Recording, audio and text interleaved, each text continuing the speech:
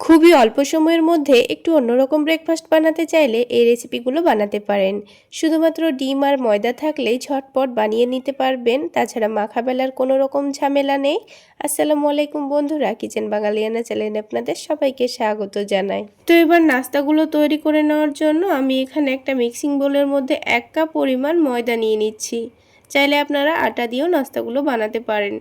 এবার এখানে সামান্য পরিমাণ লবণ দিয়ে দিয়েছি আর হাফ টেবিল চামচ পরিমাণ চিনি দিয়ে দিয়েছি। তো আজকের এই নাস্তাটা তৈরি করে নেওয়ার জন্য কিন্তু ময়দাটা কোনো রকম মাখা বেলার কোনোই দরকার নেই। তো তার জন্য এখানে পরিমাণ মতো পানি দিয়েছি। তারপর হ্যান্ড উইক্সের সাহায্যে খুব ভালোভাবে একটা পাতলা ব্যাটার তৈরি করে নিতে হবে। তো পানিটা কিন্তু একেবারে দিয়ে ফেলা যাবে না, বারে বারে অল্প অল্প করে দিয়ে সফট একটা ব্যাটার তৈরি করে নিতে হবে। আর হ্যান্ড উইক্স দিয়ে আপনাদের যদি ব্যাটারটা তৈরি করতে অসুবিধা হয় তাহলে হাত দিয়ে খুব ভালোভাবে ব্যাটারটা তৈরি করে নিতে পারেন। তো এখানে পানিটা একেবারে দিয়ে ফেললে ব্যাটারটার মধ্যে ছোট ছোট দলা দলা ভাব থেকে যেতে পারে, তাই বারে বারে অল্প অল্প করে পানি দিয়ে এইরকমভাবে মিক্স করে যেতে হবে। আর একটু সময় নিয়ে খুব ভালোভাবে মিক্স করে নিতে হবে, তাহলে কিন্তু এর মধ্যে একটুও দলাভাব থাকবে না।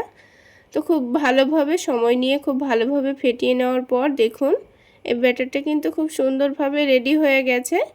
তো ব্যাটারের কনসিস্টেন্সিটা আমি দেখিয়ে দিচ্ছি। দেখুন আমি একটু পাতলা করে ব্যাটারটা তৈরি করে নিয়েছি, কারণ এই ব্যাটারটা কিছুক্ষণের জন্য রেস্টে রেখে দিলে তখন কিন্তু একটু ঘন হয়ে যাবে। তো দেখুন ঠিক এরকমভাবে ব্যাটারটা তৈরি করে নিতে হবে।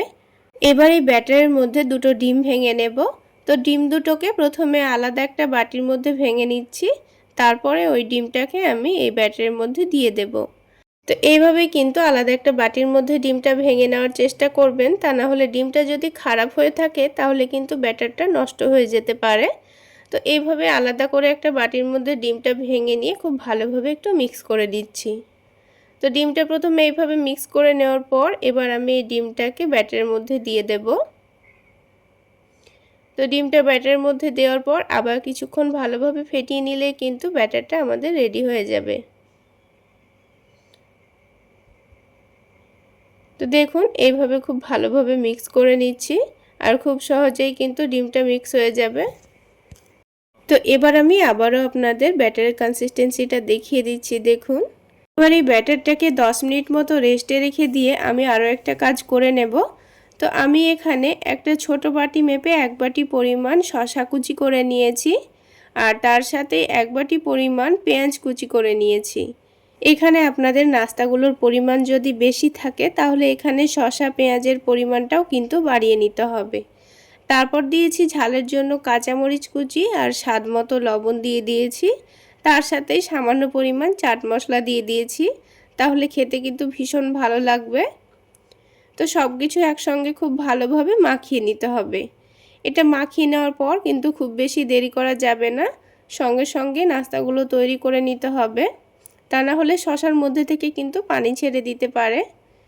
তো প্যানের মধ্যে সামান্য পরিমাণ তেল খুব ভালোভাবে চারিদিকে ছড়িয়ে দিয়েছি। প্রথমে কিন্তু খুব বেশি তেল দেওয়ার দরকার নেই। তো তারপরে এই ব্যাটারটাকে আবারও একটু ভালোভাবে নাড়াচাড়া করে দিয়ে এখানে আমি 2 চামচ মতো ব্যাটার দিয়ে দেব। তারপর এটাকে রুটির মতো করে গোল করে নেব। তো চামচটা দিয়ে ব্যাটারটাকে একটু ভালোভাবে চারিদিকে ছড়িয়ে দিলেই কিন্তু খুব সুন্দরভাবে গোল হয়ে যাবে। আর বন্ধুরা ব্যাটারটা যখন প্যানের মধ্যে দেবেন তখন গ্যাসের ফ্লেমটা একেবারে লো হতে হবে, কারণ প্যানটা হালকা গরম হতে হবে, তা না হলে এই নাস্তার ওপরে অনেকটা ছিদ্র চলে আসবে, তখন কিন্তু নাস্তাটা দেখতে খুব একটা ভালো লাগবে না। তো এবার এই নাস্তার ওপরের দিকটা যখন খুব ভালোভাবে শুকিয়ে যাবে তখন এটাকে উল্টে দিতে হবে। তো নাস্তাটা উল্টে দেওয়ার পর সাথে সাথে আমি এখানে 1 টেবিল চামচ পরিমাণ সয়াবিন তেল দিয়ে দিচ্ছি। তারপর গ্যাসের ফ্লেমটা একটু বাড়িয়ে দিয়ে এবার এই নিচের দিকটা আমি চেক করে নিচ্ছি খুব সুন্দর একটা কালার এসছে কিনা। নিচের দিকটা যখন খুব ভালোভাবে ভাজা ভাজা হয়ে যাবে তখন ওপরে একটু করে টমেটো সস দিয়ে দিচ্ছি। নিচের দিকে কিন্তু খুব সুন্দর একটা কালার চলে এসছে। তারপর আবারও গ্যাসের ফ্লেমটা লোতে করে দিয়ে ওপরে ভালোভাবে টমেটো সসটা মাখিয়ে নিয়েছি। তারপর যে শসা পেঁয়াজটা মাখিয়ে রেখেছিলাম সেটা এখানে 2 থেকে 3 চামচ মতো লম্বা করে দিয়ে দিচ্ছি। এবার এটাকে পাটিসাপটার মতো করে রোল করে নেব।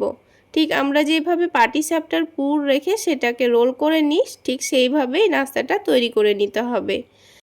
তো একটু সাবধানে ফোল্ড করলেই দেখবেন খুব সুন্দরভাবে রোল হয়ে যাচ্ছে। তো বন্ধুরা, এই পদ্ধতিতে একবার হলো নাস্তাটা বানিয়ে খেয়ে দেখবেন। আলাদা করে সবজি করার কোনো রকম ঝামেলা নেই, ঝটপট এই পদ্ধতিতে বানিয়ে খেয়ে নিতে পারবেন। তাছাড়া আপনারা এগুলো বানিয়ে বাচ্চাদের স্কুল টিফিনের জন্য দিতে পারেন। তো আমি আপনাদের বোঝার সুবিধার্থে আরও একটা নাস্তা তৈরি করে দেখিয়ে দিচ্ছি। তাহলে বন্ধুরা, আজকের এই নাস্তা রেসিপি যদি আপনাদের ভালো লেগে থাকে তাহলে অবশ্যই একটা লাইক শেয়ার করে দেবেন। আর আমার এই সহজ রেসিপিগুলো যদি ইউটিউব চ্যানেল থেকে দেখে থাকেন চ্যানেলটি সাবস্ক্রাইব করে দেবেন, আর ফেসবুক পেজ থেকে দেখে থাকলে পেজটি ফলো করে দেবেন।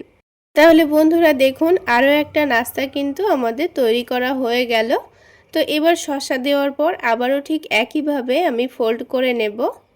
তো দেখুন, দুটো নাস্তাই কিন্তু আমাদের তৈরি করা হয়ে গেল। তো ঠিক একইভাবে আমি বাকি নাস্তাগুলোকেও ভেজে নেব।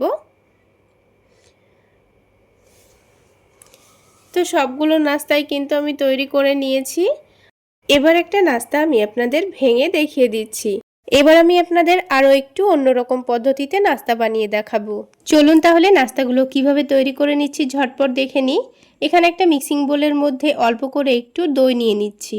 আমি এখানে টক মিষ্টি দই নিয়ে নিয়েছি, তবে আপনারা চাইলে টক দইও নিতে পারেন। এবার এখানে সামান্য লবণ দিয়ে দিচ্ছি আর চিনি দিয়ে দিচ্ছি, তার সাথেই সামান্য পরিমাণ বেকিং পাউডার দিয়ে দিচ্ছি। এবার একটা হ্যান্ড উইক্সের সাহায্যে সব কিছু একসঙ্গে ভালোভাবে মিশিয়ে নেব।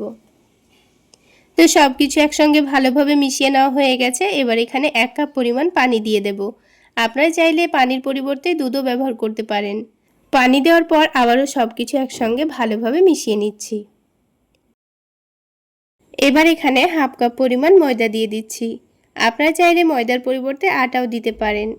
ময়দা দেওয়ার পর সব কিছু একসঙ্গে ভালোভাবে মিশিয়ে নেব। আর এই ব্যাটারটা একটু পাতলা করে তৈরি করে নিতে হবে। তো দেখুন, ব্যাটারের কনসিস্টেন্সিটা আমি আপনাদের দেখিয়ে দিচ্ছি।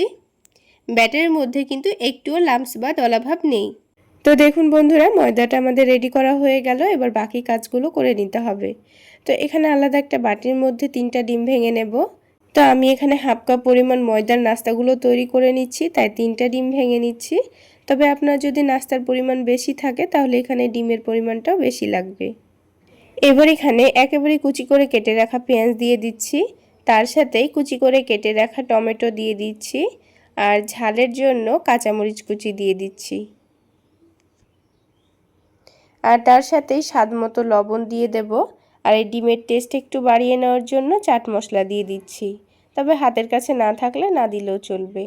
ব্যাস, এখানে আর কোনো রকম মশলা দিচ্ছি না। এবার সব কিছু একসঙ্গে ভালোভাবে মিশিয়ে নিচ্ছি।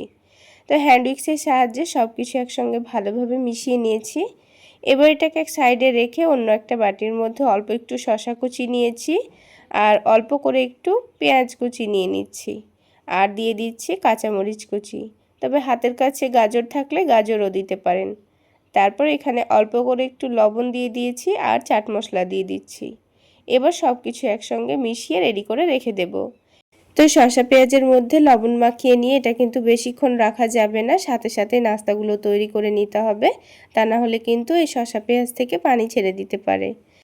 তো এবার নাস্তাগুলো তৈরি করে নেওয়ার জন্য প্যানের মধ্যে 2-1 ফোঁটা তেল দিয়ে দিচ্ছি। তেলটাকে প্যানের চারিদিকে ভালোভাবে ছড়িয়ে দিয়েছি। তারপরে প্যানটা হালকা গরম থাকা অবস্থায় 2 চামচ ব্যাটার দিয়ে গোল করে বড় করে ছড়িয়ে দিচ্ছি। এবার যখন পরোটাটার ওপরের দিক সুন্দরভাবে হয়ে আসবে, নিচের দিকটাও দেখুন খুব সুন্দর ভাজা ভাজা হয়ে গেছে, তখন এর ওপরে ডিমের মিশ্রণটা দিয়ে দেব। তো চামচের সাহায্যে পরোটার চারিদিকে ডিমের মিশ্রণটা ভালোভাবে ছড়িয়ে দিতে হবে। তারপর যখন নিচের দিকটা হালকা ভাজা হয়ে যাবে তখন এখানে অল্প করে একটু তেল দিয়ে দিচ্ছি। এবার এই পরোটাটাকে উল্টে দিতে হবে। তো দেখুন বন্ধুরা, পরোটার এই সাইডটাতেও কিন্তু খুব সুন্দর কালার চলে এসছে আর খুব সুন্দর ভাজা হয়ে গেছে। এবার যে শসা পেঁয়াজ মাখিয়ে রেখেছিলাম সেটাই পরোটার এক সাইডে অল্প করে দিয়ে দেব। লম্বা করে দিয়ে দিচ্ছি, কারণ আমি এই পরোটাটাকে রোল করে নেব। ঠিক যেমন পাটিসাপটা পিঠা তৈরি করার জন্য রোল করে নেয়, ঠিক সেইভাবে রোল করে নিচ্ছি। আর খুব সহজে কিন্তু রোলও হয়ে যাবে। তো আমি একটা চামচের সাহায্যে কিন্তু এটাকে রোল করে নিচ্ছি, তাহলে খুব সহজেই রোল করে নেওয়া যাবে। তো তো দেখুন একটা রোল কিন্তু আমাদের তৈরি করা হয়ে গেল। এইভাবে রোলগুলো বানিয়ে অন্তত একবার হলেও খেয়ে দেখবেন, এটা খেতে এত টেস্টি হয় যে রোজ বানাতে ইচ্ছে করবে। তো দেখুন বন্ধুরা, একটা রোল কিন্তু আমাদের তৈরি করা হয়ে গেল। তো আমি আপনাদের বোঝার সুবিধার জন্য আরও একটা রোল তৈরি করে দেখিয়ে দিচ্ছি।